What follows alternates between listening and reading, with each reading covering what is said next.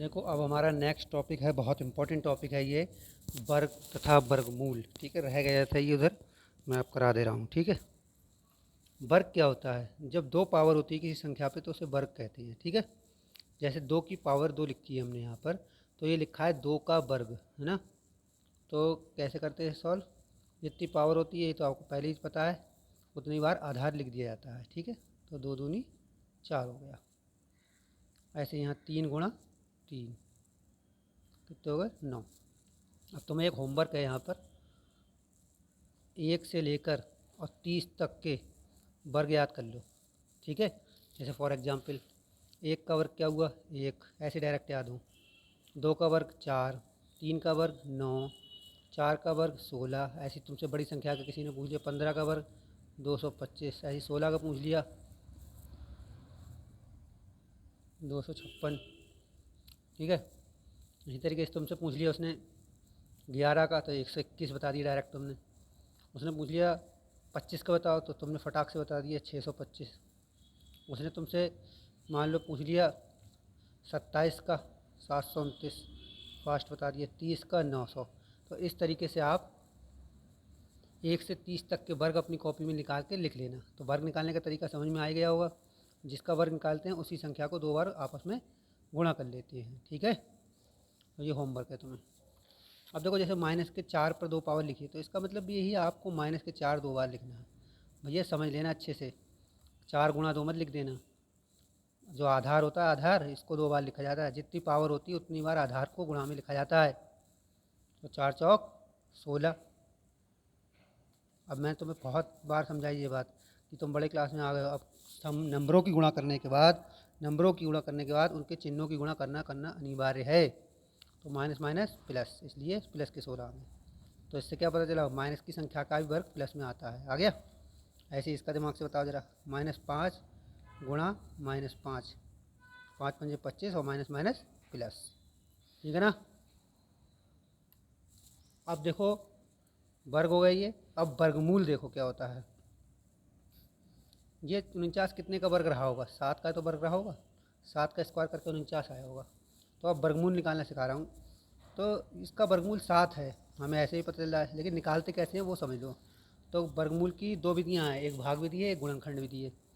तो मैं ऐसा करता हूँ, तुम्हें पहले गुणनखंड विधि से बता रहा हूँ।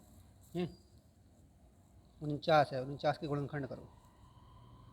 7 सत्ते 49, 7 एकम 7 हो गया गुणनखंड। अब देखो, 49 का वर्गमूल बराबर, इसको लिखते हैं अंडर रूट। ये वर्गमूल का चिन्ह होता है, स्क्वायर रूट और 49। ये लिखा है 49 का वर्गमूल, जो मैंने यहाँ भी लिख दिया और यहाँ भी चिन्ह के रूप में लिख दिया। अब जो आपके पास 49 है, 49 की जगह आप उसके गुणनखंड लिख देंगे 7 × 7। 49 का गुणनखंड क्या है? 7 × 7 आया, लिख दिया। तो 7 का जोड़ा बन गया।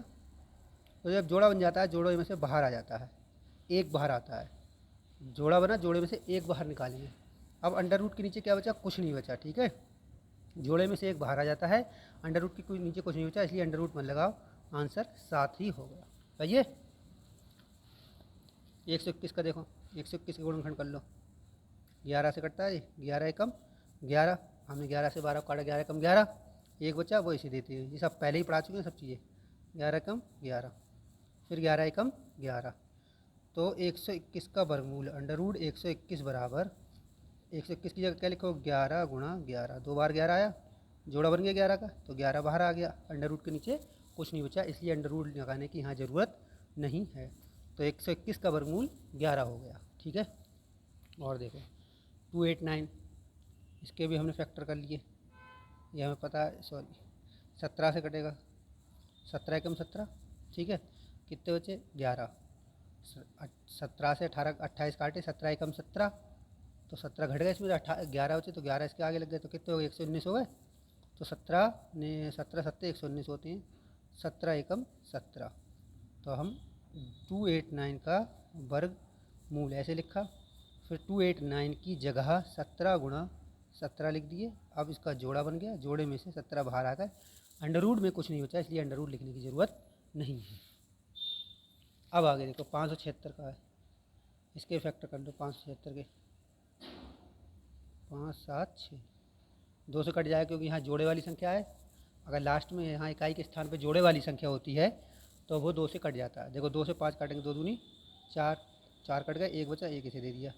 अब जो 17 है, 2 से 17 काटोगे, 2 अट्ठे 16, 17 में से 1 बचा, इसे दे दिया, 2 अट्ठे 16। ये सब गुणनखंड तुम्हारी भैया पिछली वीडियो में सिखा चुके हैं। अब यहाँ इतना रोक रोक के गुणनखंड के बारे में नहीं बताएंगे। 2 एकम 2, 2 चौक 8, 2 चौक 8, 2 सत्ते 14, 2 दूनी 4, 2 तियाँ 6, 2 छिंग 12, 2 एकम 2, 2 अट्ठे 16, 2 नेम 18, 3 तियाँ 9, 3 एकम 3। अब हमें 576 का वर्गमूल निकालना है, तो हम लिखेंगे 576 का वर्गमूल, ये वर्गमूल का चिन्ह लगा दिया। अब हम 576 की जगह उसके सारे गुणनखंड गुणा में लिख देंगे। तो 2 कितने बार आया है, देखो ये आया है 6 बार। तो 2 गुणा 2 गुणा 2 गुणा 2 गुणा 2 गुणा 2 गुणा 3 गुणा 3। अब जोड़े बना लो, एक जोड़ा ये बन गया, एक जोड़ा ये बन गया, एक जोड़ा ये बन गया, एक जोड़ा ये बन गया, ये अंडर रूट है, ठीक है। हर जोड़े में से एक बाहर निकाल लिया, तो हर जोड़े में से बाहर आ गया तो सभी जोड़ों में से ही बाहर आ गया, इसका मतलब तो अंडर रूट के नीचे कोई बचेगा ही नहीं। जब अंडर रूट के नीचे कुछ नहीं बचेगा तो अंडर रूट लगाने की ज़रूरत नहीं है। इन्हें गुणा कर लो, 2 दूनी 4, 4 दूनी 8, 8 तियाँ 24। तो ये 24 का वर्गमूल है, इसका मतलब। आ गई बात समझ में? ऐसे करते हैं। अब ये पॉइंट वाली संख्याओं का वर्गमूल कैसे निकालते हैं, तो पॉइंट वाइयों को निकालने के लिए, और जैसे 5 का, इसके लिए भाग विधि यूज करते हैं। अब मैं भाग विधि समझा रहा हूँ पहले तुम्हारी, फिर ये बता दूँगा। भाग विधि, वर्गमूल निकालने की भाग विधि समझ लो, ये बहुत ज़्यादा इंपॉर्टेंट है, सब जगह यूज हो जाती है इसमें। जैसे मैं 576 का ही निकाल के दिखा रहा हूँ भाग विधि से, ठीक है। 576